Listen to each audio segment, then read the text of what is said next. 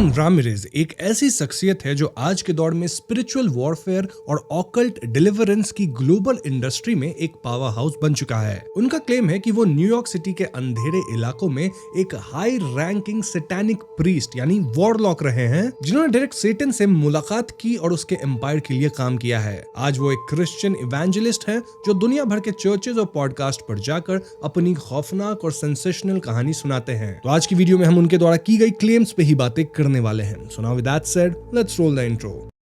I don't want to be a Christian. Leave me alone. I want to die. Devil worshipper. That would be an honor to die As a warlock. John Ramirez का जन्म Puerto रिको में हुआ था, लेकिन उनकी परवरिश New York city के south Bronx area में हुई, जो उस वक्त पॉवर्टी और क्राइम के लिए जाना जाता था। उनकी लाइफ स्टोरी एक डीप ट्रॉमा और अब्यूज से शुरू होती है, जो उनके फ्यूचर क्लेम्स के लिए एक साइकोलॉजिकल फाउंडेशन तैयार करती है। रामिरेज के मुताबिक उनकी फैमिली में ऑकल्ट प्रैक्टिसेस कोई नई बात नहीं थी। उनका दावा है कि उनके पिता के खानदान विचेस और वॉरलॉक से भरा था। उनके फादर खुद सैंटेरिया और स्पिरिचुअलिज्म में बहुत गहरे इन्वॉल्व थे और अक्सर घर के अंदर ही रिचुअल्स परफॉर्म करते थे। जॉन का रिश्ता उनके बाप के साथ बहुत ही दर्दनाक और अब्यूजिव था। वो याद करते हैं कि उनके फादर उनकी मदर को बुरी तरह पीटते थे और उन्हें हर वक्त नीचा दिखाते थे, लाइक डमी या स्टूपिड जैसे वर्ड्स यूज करके। इस इमोशनल वॉइड और नफरत ने जॉन को बचपन में ही किसी ऐसी शक्ति की तलाश में लगा दिया जो उन्हें प्रोटेक्शन और वैलिडेशन दे सके। जब जॉन की उम्र महज 8 से 10 साल की थी, तब उनकी मदर ने उन्हें एक टैरो कार्ड रीडिंग के लिए ले गई। वहां पर उन्हें बताया गया कि अगर उन्होंने एक खास सेरेमनी नहीं की तो वो 30 दिन के अंदर अंधे हो जाएंगे। इस डर ने ही उन्हें सैंटेरिया की दुनिया में एंट्री दी। उन्हें ब्लाइंड फोल्ड करके अर्ब्स के पानी से नहलाया गया और 5 मेन डीमंस, जैसे वो गॉड डीमंस कहते हैं ना, उनको पुकारा गया। जॉन के मुताबिक उस रात के बाद उनकी पर्सनालिटी बदल गई और वो डीमंस के कंट्रोल में आ गए। नाउ जब जॉन 13 साल के थे तो उनके पिता एक बार फाइट में खत्म हो गए। जॉन ने इस इंसिडेंट को गॉड की फेलियर और सेटन की सक्सेस के तौर पे देखा। उनका कहना था कि वो रोज सुबह उठकर गॉड से अपनी मदर के लिए हेल्प मांगते थे, लेकिन कोई नहीं आया, जबकि सेटन ने उनके अब्यूजिव पिता को खत्म करके उनकी मदद की। यहाँ से उन्होंने सेटन को अपना सरोगेट फादर मान लिया। वो कहते हैं कि सेटन ने उनसे कहा कि कोई तुमसे प्यार नहीं करता, लेकिन मैं करता हूं, मैं तेरा प्रोवाइडर हूं। जॉन रामिरेज का क्लेम है कि वो महज एक फॉलोअर नहीं थे, बल्कि वो शैडोज के हाईएस्ट लेवल तक पहुंचे। उन्होंने सैंटेरिया, पालो, मायोम्बे और स्पिरिचुअलिज्म की ट्रेनिंग ली, जो कि कैरेबियन और अफ्रीकन बेस्ड सिंक्रेटिक रिलीजन्स हैं। जॉन का सबसे बड़ा क्लेम यह है कि वो न्यूयॉर्क सिटी के तीसरे सबसे बड़े हाई रैंकिंग डेविल वर्शिपर थे। उनका डिस्क्रिप्शन इन रिलीजन्स को लेकर काफी डार्क है, जो ट्रेडिशनल फॉलोअर्स के डिस्क्रिप्शन से काफी अलग है। जॉन का कहना है कि उन्होंने 25 साल तक एनिमी यानी कि सेटन को सर्व किया, जहां वो पावरफुल स्पेल्स कास्ट करते थे और लोगों को रिक्रूट करते थे। उनका एक बड़ा क्लेम यह भी है कि उनके राइट आर्म पर मार्क ऑफ द बीस्ट का निशान है, जो उन्होंने एक ब्लड सोक्ड रिचुअल में लिया था। रामिरेज के मुताबिक वो अपने शरीर को छोड़कर एस्ट्रल प्रोजेक्ट करते हैं ताकि अलग अलग बॉरोज, स्टेट और यहाँ तक कि कंट्रीज के स्पिरिट रियल्म में जाकर कर्सेस बोल सके। उनका मकसद नेबरहुड को वीकन करना होता है ताकि वहां क्राइम और डिस्ट्रक्शन बढ़ सके। वो क्लेम करते हैं कि उनका टारगेट खास तौर पे क्रिश्चियंस होते हैं। जब वो एस्ट्रल रियल्म में किसी नेबरहुड में एंटर करते हैं तो कभी कभी उन्हें दिखता है कि लोग हाथ पकड़कर प्रेयर कर रहे हैं। उनका दावा है कि उन प्रेइंग क्रिश्चियंस की वजह से वो वहां कोई इविल एक्ट नहीं कर पाते थे, क्योंकि उनकी प्रेयर एक प्रोटेक्टिव शील्ड की तरह काम करती थी। ये स्टोरी उनके क्रिश्चियन ऑडियंसेस में बहुत ज्यादा पॉपुलर है, क्योंकि ये उनके स्पिरिचुअल बिलीव्स को वैलिडेट करती है। अब जॉन रामिरेज की कन्वर्जन की जो कहानी है वो किसी हॉलीवुड मूवी की स्क्रिप्ट की तरह है। उनका दावा है कि 1999 में उन्हें एक out of the body experience हुआ, जिन्होंने उन्हें हेल दिखाया। रामिरेज डिस्क्राइब करते हैं कि वो एक ट्रेन में थे जो हेल की तरफ जा रही थी। ट्रेन में लोग काफी दुखी और होपलेस लग रहे थे। जब वो ट्रेन से उतरे तो उन्होंने देखा कि हेल की ग्राउंड सांस ले रही थी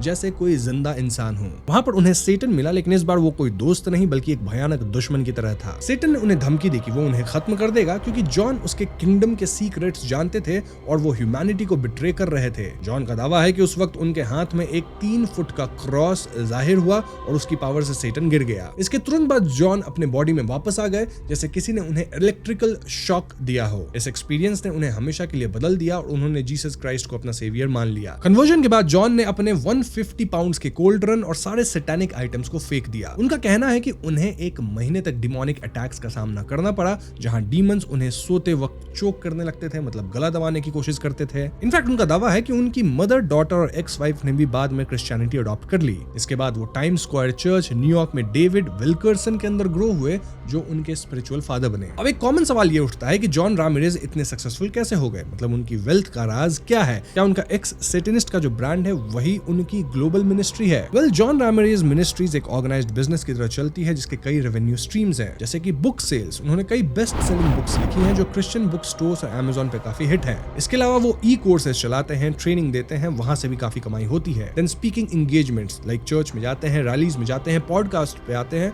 सबके वो पैसे चार्ज करते हैं। And finally donation and partnerships of course, कुछ ब्रांड डील्स आ गए तो, एंड डोनेशंस भी कई लोग देते हैं तो उससे भी काफी पैसा वो कमाते हैं। जॉन रामिरेज इवेंजलिस्ट मिनिस्ट्रीज के टैक्स फाइलिंग यानी फॉर्म 990 के मुताबिक उनकी मिनिस्ट्री का रेवेन्यू लगातार बढ़ रहा है। लाइक 2022 के फिस्कल ईयर में उन्होंने 1.1 मिलियन तक कमाया था, वहीं 2023 में 1.2 मिलियन, जो कि इंडियन रुपीस में ऑलमोस्ट 10 करोड़ रुपए होते हैं। ये पैसा मिनिस्ट्री ऑपरेशन, मीडिया प्रेजेंस और गॉस्पेल स्प्रेडिंग में खर्च होती है, लेकिन ये उनके रिच होने के क्लेम को सब्सटैंशिएट करता है। उनकी डोनेशंस भी कई प्लेटफॉर्म्स के थ्रू हैंडल होती हैं। अब जॉन रामिरेज की पॉपुलैरिटी का सबसे बड़ा क्रेडिट उनके मीडिया अपीयरेंसेस को ही जाता है। वो ऐसे पॉडकास्ट्स पर जाते हैं जिनकी रीच मिलियंस में हो। लाइक वो व्लाड टीवी पे गए थे, व्लाड शाविक के पॉडकास्ट, और ये पॉडकास्ट इतनी फेमस हुई थी कि 2 महीने के अंदर इस पे 1 मिलियन से ज्यादा व्यू आए थे। देन वो सीबीएन पे आए हैं, शॉन रायन शो पे आए हैं। इसके अलावा bloody creatures, revival lifestyle with Isaiah Saldivar और सिड रॉथ्स इट्स सुपरनैचुरल, कई पॉडकास्ट पे वो दिख चुके हैं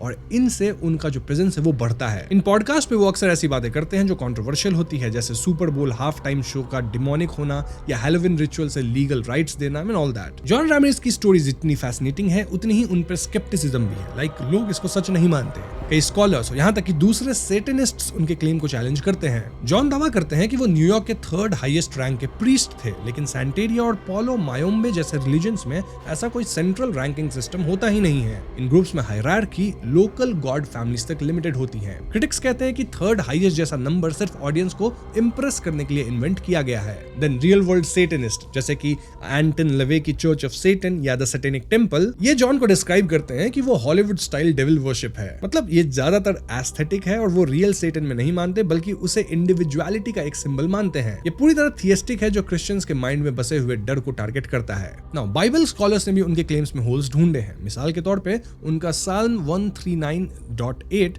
का यूज यानी कि if I make my bed in hell you are there, ये थियोलॉजिकल तौर पे गलत है क्योंकि वहां हेल का असली मतलब शियोल यानी कि ग्रेव कबर है, ना कि वो बर्निंग लेक जिसे जॉन डिस्क्राइब करते हैं। साथ ही उनका दावा कि सेटन उन्हें खत्म करने वाला था, यह सवाल पैदा करता है कि सेटन अपने सबसे बड़े हाई प्रीस्ट को क्यों खत्म करेगा जब वो अभी तक कन्वर्ट भी नहीं हुआ था। कुछ स्केप्टिक्स का कहना है कि जॉन का बचपन का ट्रॉमा और अब्यूजिव पिता उनके अंधेरे की तरफ झुकाव का रियल रीजन थे। उनका हेल एक्सपीरियंस एक intense vivid dream, sleep paralysis या स्पिरिचुअल क्राइसिस का नतीजा हो सकता है जो उनके गिल्ट और फियर से पैदा हुआ। 80s और 90s के सैटानिक पैनिक के दौर में कई लोग एक्स सैटेनिस्ट बनकर सामने आए थे जिनकी स्टोरीज बाद में झूठी निकली, जैसे कि माइक वॉन की। अगर उनकी कहानी भी आपको चाहिए तो कमेंट्स में आप बताना। और इसीलिए स्कॉलर्स जॉन की स्टोरी को भी उसी कैटेगरी में देखते हैं। वैसे एक इंपॉर्टेंट पॉइंट यह है कि इंटरनेट पे एक और जॉन रामिरेज हैं जो फॉर्मर CIA एजेंट हैं और वो UFOs एलियंस के बारे में बात करते हैं। कभी कभी लोग इन दोनों को मिक्स कर देते हैं, तो आप ऐसा मत करना, क्योंकि इवेंजलिस्ट जॉन रामिरेज एक बिल्कुल अलग इंसान है जिसका फोकस सिर्फ स्पिरिचुअल वॉरफेयर पे है। तो इस पॉइंट पे मैं आपसे पूछना चाहूंगा कि आपका व्यू जॉन रामिरेज को लेकर क्या है? क्या वो सिर्फ नाटक करते हैं पैसे कमाने के लिए, या फिर वाकई वो कुछ ऐसा झेले हैं जो वो क्लेम करते हैं? आप अपने व्यूज कमेंट में बता दीजिएगा। साथ ही वीडियो पसंद आई हो तो इसे लाइक और शेयर करें, और चैनल पे नए हो तो हमें सब्सक्राइब भी कीजिएगा, क्योंकि हम अपने चैनल पे ऐसी वीडियोस लाते रहते हैं। पीस।